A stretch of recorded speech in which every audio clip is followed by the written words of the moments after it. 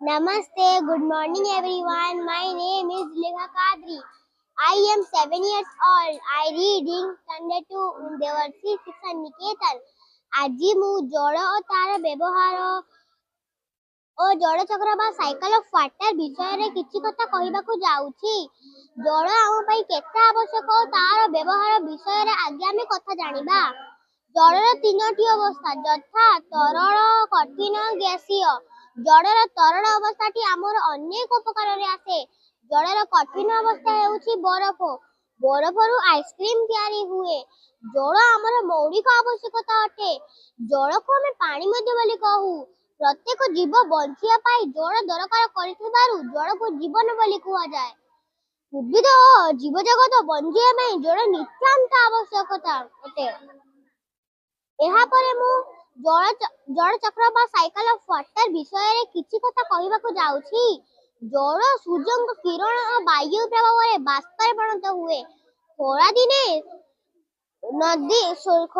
ସୂର୍ଯ୍ୟଙ୍କ ପ୍ରଖର ଉତ୍ତାପରେ ନଦୀ, ସମୁଦ୍ର, ନାଳ, ଝରଣା ଆଦିର ପାଣି ସବୁ ଉତ୍ତପ୍ତ ହୋଇ ଜଳୀୟ ବାଷ୍ପ ଓ ୱାଟର ଭେପର ଆକାରରେ ଆକାଶକୁ ଉଠିଥାଏ। ଜଳୀୟ ବାଷ୍ପ ଜଳଠାରୁ ହାଲୁକା ହୋଇଥାଏ। ଏହି ଜଳୀୟ ବାଷ୍ପ ସବୁ ଆକାଶରେ ମେଘ ବା କ୍ଲାଉଡ୍ସ ଆକାରରେ ଜମା ହୋଇ ରହିଥାଏ। ଆମେ ବେଳେ ଆକାଶରେ କଳା ମେଘ ବା ଧଳା ମେଘ ଦେଖିଥିବା। ଜଳୀୟ ବାଷ୍ପ ଗୁଡ଼ିକ ଅଧିକ ଥଣ୍ଡା ହୋଇ ସେଗୁଡ଼ିକ କଳା ମେଘର ରୂପ ନେଇଥାନ୍ତି। ବର୍ଷା ଦିନେ ମୌସୁମୀ ବାୟୁ ବହିବା ଦ୍ୱାରା ମେଘ ଗୁଡ଼ିକ ପରସ୍ପର ମଧ୍ୟରେ ମାଡ଼ ହୁଅନ୍ତି, ଯାହା ଫଳରେ ଘଡ଼ଘଡ଼ି ମାରେ, ବିଜୁଳି ମାରେ ଏବଂ ବର୍ଷା ହୁଏ।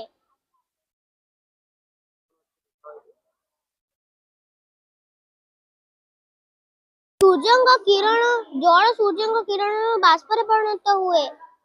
ଖରାଦିନେ ନଦୀ, ସମୁଦ୍ର, ପୋଖରୀ ଆଦିର ପାଣି ସବୁ ଉତ୍ତପ୍ତ ହୋଇ ଜଳୀୟ ବାଷ୍ପ ଓ ୱାଟର ଭେପର ଆକାରରେ ଆକାଶକୁ ଜମା ହୋଇଥାଏ। ଜଳୀୟ ବାଷ୍ପ ଗୁଡ଼ିକ ଜଳଠାରୁ ହାଲୁକା ହୋଇଥାଏ। ଏହି ଜଳୀୟ ବାଷ୍ପ ସବୁ ଆକାଶରେ ମେଘ ବା କ୍ଲାଉଡ୍ସ ଆକାରରେ ଜମା ହୋଇ ରହିଥାଏ। ଆମେ ବେଳେ ଆକାଶରେ କଳା ମେଘ ବା ଧଳା ମେଘ ଦେଖିଥିବା। ଜଳୀୟ ବାଷ୍ପ ଗୁଡ଼ିକ ଅଧିକ ଥଣ୍ଡା ହୋଇ ସେଗୁଡ଼ିକ କଳା ମେଘର ରୂପ ନେଇଥାନ୍ତି। ବର୍ଷା ଦିନେ ମୌସୁମୀ ବାୟୁ ବହିବା ଦ୍ୱାରା ମେଘ ଗୁଡ଼ିକ ପରସ୍ପର ମଧ୍ୟରେ ମାଡ଼ ହୁଅନ୍ତି, ଯାହା ଫଳରେ ଘଡ଼ଘଡ଼ି ମାରେ, ବିଜୁଳି ମାରେ ଏବଂ ବର୍ଷା ହୁଏ।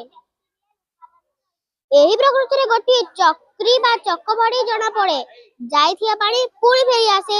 ଏହି ପ୍ରକ୍ରିୟାକୁ ଜଳ ଚକ୍ର ପ୍ରକ୍ରିୟା ବା ସାଇକେଲ ଅଫ ୱାଟର ବୋଲି କୁହାଯାଏ। ଏତିକି କହି ମୁଁ ମୋର କଥା ଶେଷ କରୁଛି। Thank you. ମୋ ନାଁ ଆଇଶା ପରୱିନ। ମୁଁ ଷଷ୍ଠ ଶ୍ରେଣୀର ଛାତ୍ରୀ ଅଟେ। ମୋ ପ୍ରକଳ୍ପର ନାଁ ହେଉଛି ଆନାଟମି ଅଫ ଦି ବରିନରୀ। ମୂର୍ତ୍ତତନ୍ତ୍ର ଶରୀରର ଗଠନ। ମନୁଷ୍ୟର ରେଚନତନ୍ତ୍ର। ମନୁଷ୍ୟର ରେଚନତନ୍ତ୍ରକୁ ତିନିଟି ଅଂଶକୁ ନେଇ ଗଠିତ, ଯଥା ବୃକକ, ମୃତ୍ରସାରଣୀ, ମୂତ୍ରାଶୟ। ବୃକକର କାର୍ଯ୍ୟ ହେଉଛି ଅନ୍ୟାନ୍ୟ ଅନାବଶ୍ୟକ ପଦାର୍ଥ ଗୁଡ଼ିକୁ ଛାଣିକି ମୂତ୍ର ସାରଣୀ ଦେଇ ମୂତ୍ରାଶୟକୁ ପଠାଇବା ଓ ମୂତ୍ରାଶୟରେ ସଞ୍ଚିତ ହୋଇ ରହିବା ପରେ ଏହା ପରିସ୍ରା ଦ୍ୱାରା ନିଷ୍କାସିତ ହେବା। ଏହା ହେଉଛି ବୃକକର କାର୍ଯ୍ୟ। ବୃକକରେ ଥିବା ଅତି ସୂକ୍ଷ୍ମ 10 ଲକ୍ଷରୁ ଅତି ସୂକ୍ଷ୍ମ ନେଫ୍ରନ୍ ଗୁଡ଼ିକ ଏହା ଭିତରେ ରହିଥାଏ। ନେଫ୍ରନ୍ ଗୁଡ଼ିକ ହେଉଛି ଗ୍ଲୋମେରୁଲସ୍, ବାଉମ୍ୟାନ୍ କ୍ୟାପସୁଲ, ମାଲପିଣ୍ଡିଆନ ପିଣ୍ଡ, ମୂତ୍ର ସଂଗ୍ରହ ନଳୀ ଇତ୍ୟାଦି। नमस्कार, ମୋ ନାଁ ଶେଖ ବଦଲା। ମୁଁ ପଞ୍ଚମ ଶ୍ରେଣୀର ଛାତ୍ର ଅଟେ। ମୋ ପ୍ରକଳ୍ପ ନାଁ ହେଲା ଜଳ ପ୍ରଦୂଷଣ। ଯେତେବେଳେ ଜଳାଶୟ, ନଦୀ ହ୍ରଦ, ସାଗର କୂଅ, ନଳକୂଅ ଏବଂ ଭୂତଳ ଜଳ କାରଖାନା ବା ଘରୋଇ କିମ୍ବା କୃଷି କ୍ଷେତ୍ରରୁ ବାହାରୁଥିବା ଅପରିଷ୍କାର ପଦାର୍ଥ ମିଶି ଜଳକୁ ବିଷାକ୍ତ କରନ୍ତି, ଯାହା ପ୍ରାଣୀ ଓ ଉଦ୍ଭିଦ ଜଗତ ପାଇଁ କ୍ଷତିକାରକ ହୁଏ। ତାହାକୁ ଜଳ ପ୍ରଦୂଷଣ କୁହାଯାଏ। ଜଳ ପ୍ରଦୂଷଣର ମୁଖ୍ୟ କାରଣ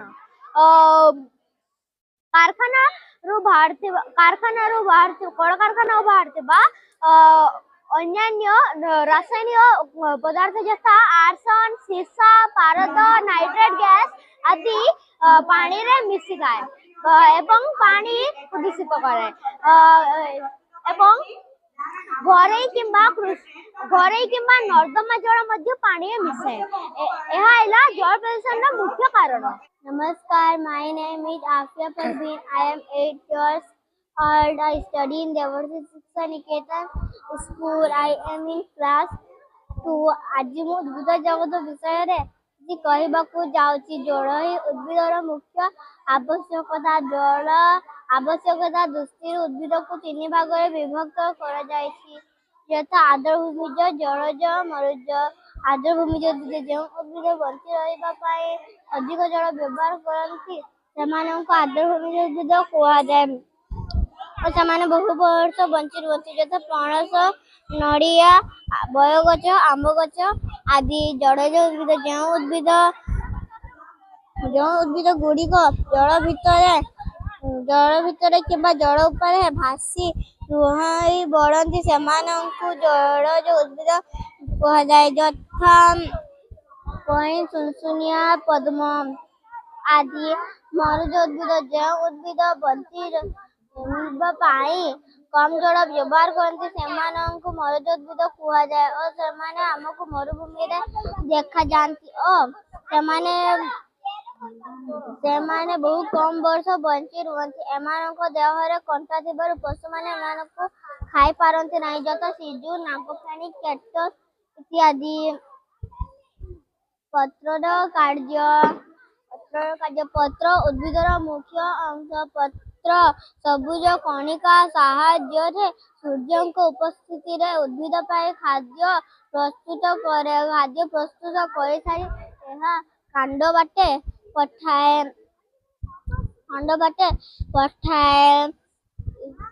ପତ୍ରରେ ଅତି ସୂକ୍ଷ୍ମ କଣା ରହିଥାଏ। ଏହି କଣା ବାଟେ ଉଦ୍ଭିଦ ଅଙ୍ଗାରକାମ୍ଳ ନିଏ ଓ ଅମ୍ଳଜାନ ଛାଡ଼େ।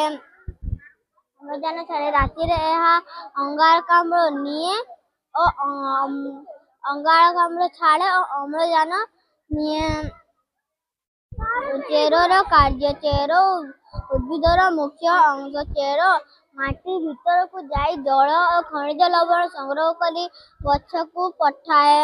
ଗଛର ଚେର ମାଟିକୁ ଜାବୁଡ଼ି ଧରିଥିବା ପାଇଁ ଉଦ୍ଭିଦକୁ ସହଜରେ ଉପାଡ଼ି ହେବ ନାହିଁ। ଫୁଲ ଓ ଫଳ। ଫୁଲ ଉଦ୍ଭିଦର କାମରେ ଆସେ। ଫୁଲ ଫୁଟିଲେ ଉଦ୍ଭିଦ ସୁନ୍ଦର ଦିଶେ। ଏହି ଫୁଲ ଫଳରେ ପରିଣତ ହୁଏ। ଫଳ ମଧ୍ୟରେ ମଞ୍ଜି ଥାଏ। ଏହି ମଞ୍ଜି ପୁଣି ନୂଆ ଉଦ୍ଭିଦ କରିବା ପାଇଁ ସାହାଯ୍ୟ କରିଥାଏ। ଫଳ ଆମର ସ୍ୱାସ୍ଥ୍ୟ ପାଇଁ ଭଲ ଅଟେ। ଆମ ନିଜର ଦୈନନ୍ଦିନ ଜୀବନରେ ଅନେକ ଜିନିଷ ବ୍ୟବହାର କରୁ, ସେଥିମଧ୍ୟରୁ ଅଧିକାଂଶ ଜିନିଷ ଆମେ ଉଦ୍ଭିଦଠାରୁ ପାଉ। ଉଦ୍ଭିଦ ବିଭିନ୍ନ ଅଂଶ ଆମ କାମରେ ଲାଗେ। ଉଭୟ ମଣିଷ ଏବଂ ଜୀବଜନ୍ତୁ ନିଜ ଖାଦ୍ୟ ପାଇଁ ଉଦ୍ଭିଦ ଉପରେ ନିର୍ଭର କରନ୍ତି। ଉଦ୍ଭିଦରୁ ଆମକୁ କଣ ମିଳେ ଜାଣିବା। Spices, cereal, pulses, dry fruit, wood, medicine, tea, coffee, sugar, cotton, vegetable and fruit, paper, rubber, flower। ଧନ୍ୟବାଦ। ନମସ୍କାର, ମୋ ନାଁ ଭବଶଙ୍କର ବେହେରା। ମୁଁ ପଞ୍ଚମ ଶ୍ରେଣୀର ଛାତ୍ର ଅଟେ। ମୋର ପ୍ରୋଜେକ୍ଟର ନାମ ହେଉଛି plastic road project. Plastic road project ହେଉଛି ଏକ ଅଭିନବ ସ୍ଥାୟୀ ମଡେଲ ଯେଉଁଥିରେ କି ରାସ୍ତା ତିଆରି ପାଇଁ ବ୍ୟବହୃତ ବିଟୁମେନ୍ ସହିତ ପ୍ଲାଷ୍ଟିକକୁ ମିଶାଇ ଏକ ପରିବର୍ତ୍ତକ ଓ ପୁନଃ ବ୍ୟବହାର ସଡ଼କ ନିର୍ମାଣ କରାଯାଇପାରେ। ଲ୍ୟାଣ୍ଡଫିଲ୍ରେ ନ ପକାଇ ପ୍ଲାଷ୍ଟିକ ବ୍ୟାଗ, କପ୍ ଓ ଅନ୍ୟାନ୍ୟ ବର୍ଜ୍ୟବସ୍ତୁକୁ ଗୁଣ୍ଡ କରି ବିଟୁମେନ୍ ସହିତ ମିଶାଇ ଏକ ଦୀର୍ଘସ୍ଥାୟୀ, କମ୍ ଖର୍ଚ୍ଚ ଓ ଜଳ ପ୍ରତିରୋଧକ ରାସ୍ତା ତିଆରି ହୋଇପାରେ। ପରେ ଏଇଥିରେ ସହର ଓ ଗାଁରୁ ସବୁ ପ୍ରକାରର ବର୍ଜ୍ୟବସ୍ତୁକୁ ଆଣି ଡଷ୍ଟବିନରେ ରଖାଯାଏ। ପରେ PVC, PP ଓ ଆମର PE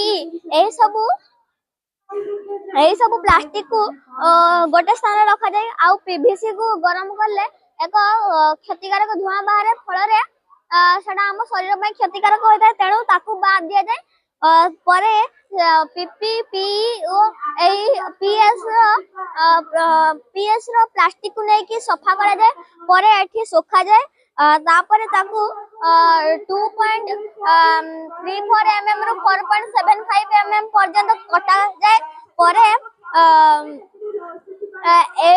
ପରେ ଏଇଥିରେ ବିଟୁମେନ୍ ସହିତ ପ୍ଲାଷ୍ଟିକ କୁ ମିଶାଇ ଗରମ କରି ଏକ ରାସ୍ତା ତିଆରି କରାଯାଏ। शुभ सकाळ मो नाम पद्मेश कुमार पाढ़ी मु क्लास 1 देवसी शिक्षा निकेतन स्कूल रे पढ़े मो प्रोजेक्ट नाम ट्रैफिक रूल्स देशर सुरक्षा निमंते सरकार एही नियम गठन करछंती एथे थिबा लाल बत्तीर अर्थ अटकिबा एथे थिबा हळिया बत्तीर अर्थ जिबा पाई प्रस्तुत हेबा एथे थिबा सबुज बत्तीर अर्थ जिबा आमे गाड़ी चलाइला बेले केते गुडिक नियम मानिबा उचित आमे गाड़ी चलाइला बेले हेलमेट पिंधिबा आवश्यक एवं चार चकिया यान रे गला बेले सीट बेल्ट पिंधिबा आवश्यक मोबाइल फोन रे कथा न हेबा एवं अति आवश्यक थिले गाड़ी साइड करी कथा हेबा उचित मद्यपान करी गाड़ी चलाइबा उचित नहे कारण आ द्वारा निजर क्षति हेबा सह अन्य मनकर मध्ये क्षति होइताय तेणु बहुत दुर्घटना मध्ये होइताय केबे भी व्यस्त और छानिया होई गाड़ी चलाइबा उचित नहे एही ट्रैफिक नियम हमको रास्ता रे सुरक्षा देइथाय भूल दिगरे गाड़ी न चलाई सठिक रास्ता रे गाड़ी चलाया पाए आ निर्देश देइथाय फଳରେ ଆମେ दुर्घटना ରୁ सुरक्षित ରହିବା। नमस्ते नमस्ते सर आमे आम विद्यालय 20तम विज्ञान प्रदर्शनी उपलक्षे आम दी जन गोटे ग्रुप प्रोजेक्ट बनईचु जार नाम आम देचे fire and earthquake alarm for home security sir एटारे कौन ना आम दीटा सेंसर आम लगे गोटे अर्थक्वेक आ गोटे फायर पे तो ये आम जदि से बैटेरीटा लगेगा ताहले सर एपटे आम जो हलचल हम से बजरटा बाजियो तो अर्थात लोक मैंने सचेतन हो कि अर्थक्वेक होची बोली तो सही भाया सर जदि मुझे एपटे बैटेरीटा लगेमी तो से निया दब से बजरटा बाजियो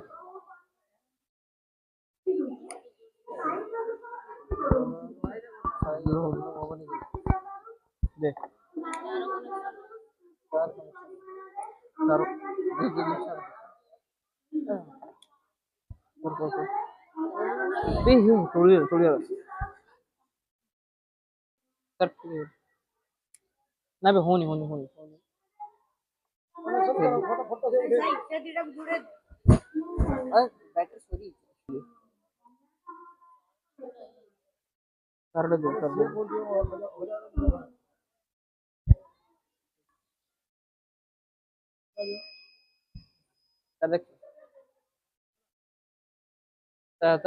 आमर यहाँ आम मोटिव हूँ केवल लोक मान अर्थक्वेक और फायर प्रति सचेतन करवा तो ये प्रोजेक्ट आपको देखेमी तो आप